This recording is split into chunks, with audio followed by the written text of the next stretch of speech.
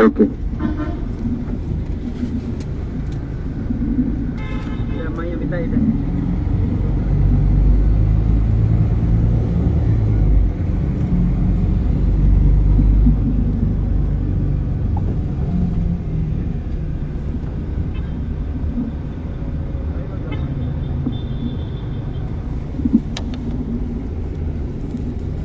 Alhamdulillah, kita tadi sudah ziarah ke makam Nabi siapa namanya?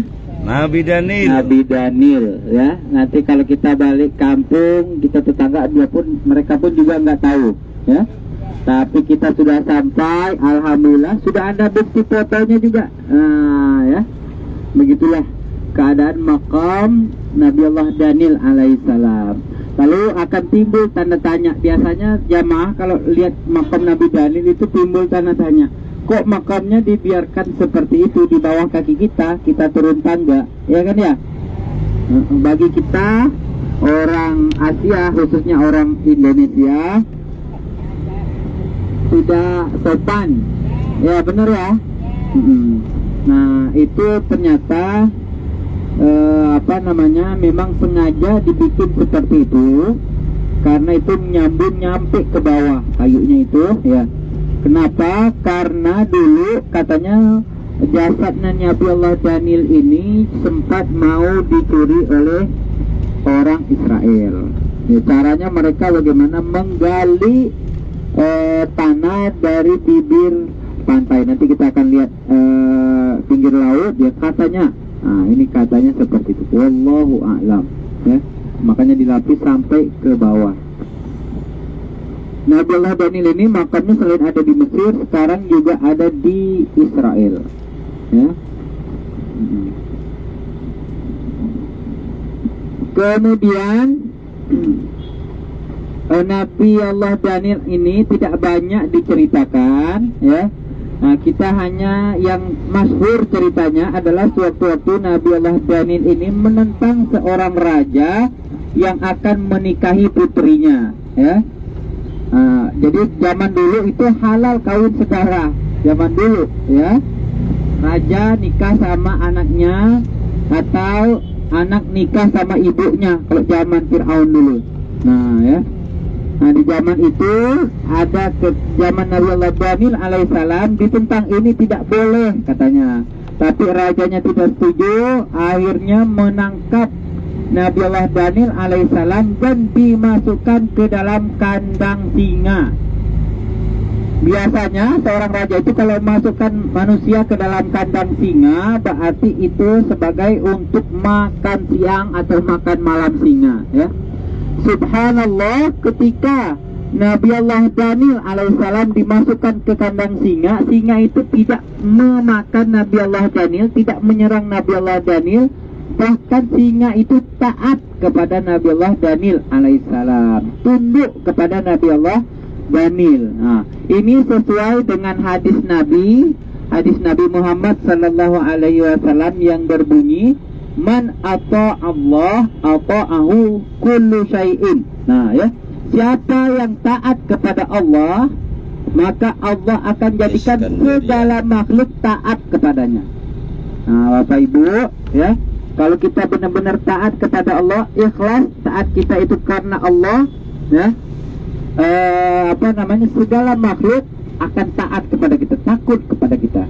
Nah, intinya kalau kita taat dan takut kepada Allah, ya. Lalu kenapa walaupun kita sudah sholat, kita sudah ibadah, ya kan, tapi masih takut sama anjing, ya, masih takut sama harimau, ya? Karena tingkat ibadah kita, tingkat ketaatan kita ini berbeda dengan Nabi, ya. Mereka tingkat ibadahnya penuh dengan keyakinan, sementara kita ini percaya masih tapi yakin belum, ya kan? Tahu bedanya percaya dengan yakin, tahu? Nah, kalau orang yakin nanti di akhirat itu akan ada hari pembalasan, orang itu pasti ngerjakan sholat dengan benar. Tapi kalau cuma percaya saja, nanti ajalah lihat kalau sudah mati, itu baru percaya, ya. Makanya ada iman, ada yakin. Nah, ya, Semoga setelah kita berziarah di makam Nabi Allah Daniel alaihissalam tadi, kita juga diberikan oleh Allah Subhanahu wa taala keyakinan yang kuat, keyakinan yang mantap. Amin, seperti ya Allah. Nabi Allah Daniel alaihissalam. Ya, bisa dipahami? Bisa. Alhamdulillah. Nah, ini di depan kita ini adalah Laut Mediterania atau Laut Tengah. Ya. Jadi Mesir ini dia punya dua laut. Ada Laut Merah yang menenggelamkan Fir'aun, ada juga Laut Tengah. Laut Tengah ini ada yang mengatakan di sinilah di ujung Dimyat, ada namanya Dimyat Ra'subar. Di sana tempat bertemunya Nabi Allah Musa alaihissalam dengan Nabi Khidir. Khidir. Nah, wallahu alam ya. Nah, di sini juga di Laut Tengah ini ada namanya Marajal Bahrain Yaltaqiyan. Nah, dua air yang bertemu, yaitu ujung air Sungai Nil dengan Laut Tengah. Nah, yaitu nanti kalau kita ke Ra'subar, jaraknya sekitar 150 kilo dari sini ya, kita akan melihat dua mata air yang bertemu ya. Air Sungai Nil dengan air laut. Nah, ya. Kemudian ini di sebelah kanan kita, bisa lihat sebelah kanan. Ini adalah perpustakaan terbesar dan tertua yang ada di Mesir, bahkan di Afrika. Ini sebelah kanan ini, ya, sudah lewat itu. Nah, isinya di dalam itu tersimpan manuskrip, ya, tulisan-tulisan dari zaman dulu, dan sudah diterjemahkan ke beberapa bahasa. Nah, ya.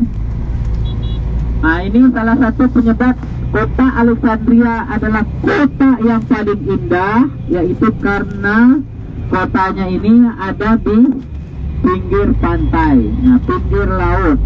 Kalau sudah musim panas, ini pinggir laut ini penuh semua dengan turis-turis lokal, ya. Orang yang ada di Kairo, dari daerah-daerah mana yang ada di Mesir, mereka liburan di Alexandria sini di pinggir pantai. Kalau sudah musim panas, ya. Nah, kalau musim dingin agak sepi karena memang nggak ada yang berenang, ya. Nanti kalau musim panas, nah semuanya pada di sini. Kalau ada nonton film Ketika Cinta Bertasbih, pernah nonton nggak? Ya, itu kan ada itu ceritanya itu, ya kan, lagi mau berenang di tengah Laut Mediterania. Ini kalau kita berenang ke sana, ini kita akan sampai ke Greek, ke Yunani, atau ke Turki. Nah, ya. Kalau sampai, kalau nggak sampai, berarti ke akhirat. Wassalam. Nah, lebih jauh, ya. Kalau di belakang saya sini, arahnya lurus saja ke belakang, itu kita ke Syria, ke Palestina, terus ke Israel. Nah, itu di belakang saya. Tapi kalau di belakang Bapak Ibu, arahnya kemana? Arahnya ke Tunisia, ke Aljazair, ke Maroko. Nah, ya, itu sebelah sana. Ini kota Alexandria adalah perbatasan antara Afrika dengan Eropa, karena seberang laut sana sudah masuk wilayah Eropa. Nah, ya. Sementara Mesir masuk wilayah Afrika. Kemudian keindahan yang kedua kota Alexandria ini, selain pantainya, juga bangunan-bangunannya. Nah, ya. Nanti di dekat makam sana, ya, kita lihat hampir dari separuh bangunan itu bangunan-bangunan yang bercorakkan Eropa. Sampai orang mengatakan kota Alexandria ini adalah serpihan kota Eropa yang terdampar di Afrika. Ya, karena memang corak bangunannya, nanti kita bisa lihat nanti di belakang sana, ya. Bangunan-bangunannya itu seperti bangunan Fiorentina dengan Turki. Ya. Kota Alexandria ini dulu pernah dikuasai oleh orang Yunani. Yang pertama adalah Alexander the Great. Kemudian setelah itu berkuasa pula di sini orang Romawi. Pernah dengar Ratu Cleopatra? Ya. Pernah dengar Mark Antony Julius Caesar? Ya. Ya, yang pernah baca, yang pernah dengar kisah cinta Cleopatra dengan Mark Antony dan Julius Caesar adalah di kota Alexandria. Oh. Ya. Saya dulu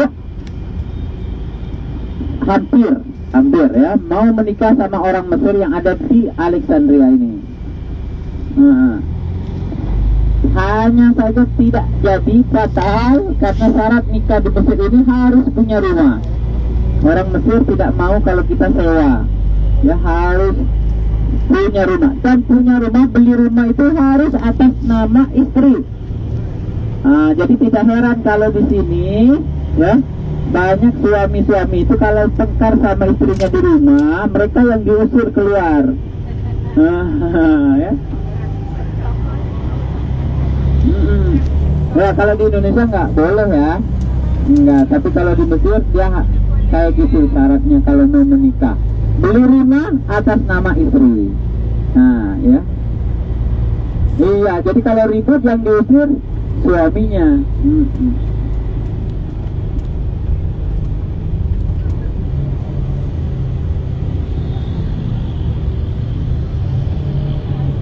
Ini kita sudah sampai di restoran. Saya ingatkan kembali